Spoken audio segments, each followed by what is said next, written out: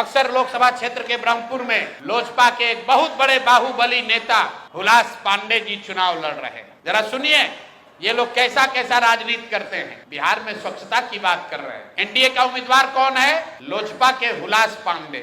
उनकी छवि क्या है वो आप हमसे बेहतर जानते हैं। वहां से ये जन सुराज के प्रत्याशी हैं डॉक्टर सत्य प्रकाश तिवारी।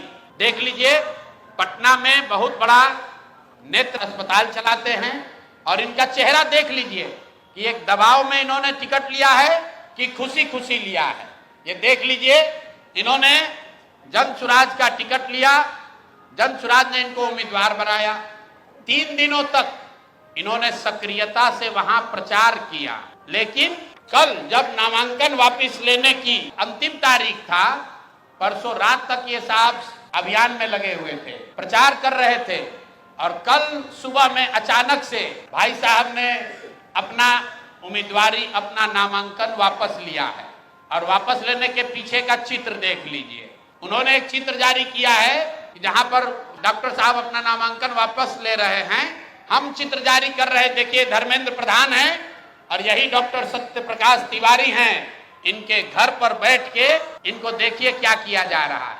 आपने भारत के लोकतांत्रिक इतिहास में ये नहीं देखा होगा कि चुनाव घोषित होने के बाद जो उम्मीदवार है, आधिकारिक तौर पे जो उम्मीदवार है, उससे पार्टी का कार्यकर्ता नहीं, लोकल नेतृत्व नहीं, भाजपा के केंद्र में मंत्री धर्मेंद्र प्रधान हैं। ये देखिए हाथ मिला रहे हैं भाई साहब। इस डॉक्टर के घर पर बैठ के इसको दबाव देकर जबरदस्ती इनसे चुनाव में इनका नामांकन वापस लिया गया है।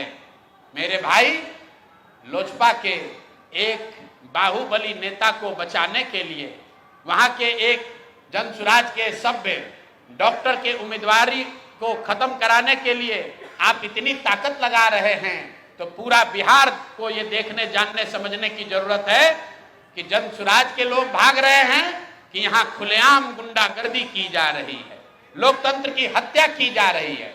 आप बताइए, आप में से कोई भी आदमी, आप सारे पत्रकार, यहाँ देश के भी पत्रकार हैं, पूरे देश के इतिहास में, लोकतांत्रिक इतिहास में आप दिखा दीजिए कि जहां किसी दूसरे पार्टी का घोषित उम्मीदवार, उसके साथ भारत के केंद्रीय मंत्री बैठकर उसको डराकर, समझाकर, कोर्स करके उससे उम्मीदवारी वापस लेने के लिए मजबूर कर रहे हैं। ये चित्र आपके सामने जारी कर रहे हैं। ऐसी गलती इन्होंने सूरत में की थी लोकसभा चुनाव में।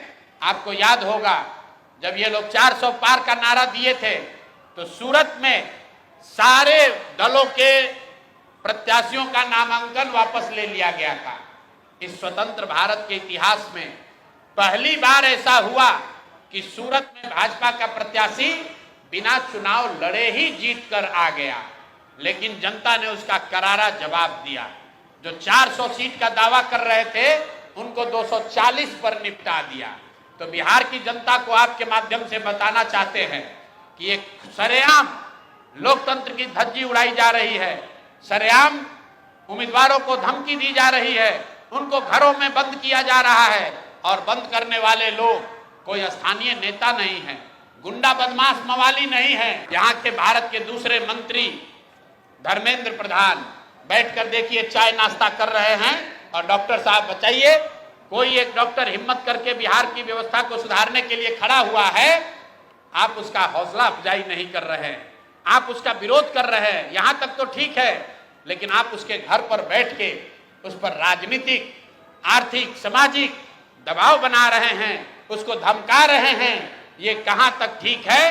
ये बिहार की जनता को देखने और समझने की जरूरत है। स्कूल का बस्ता छाप पर बटन दबाएं, जन सुराज को विजयी बनाएं।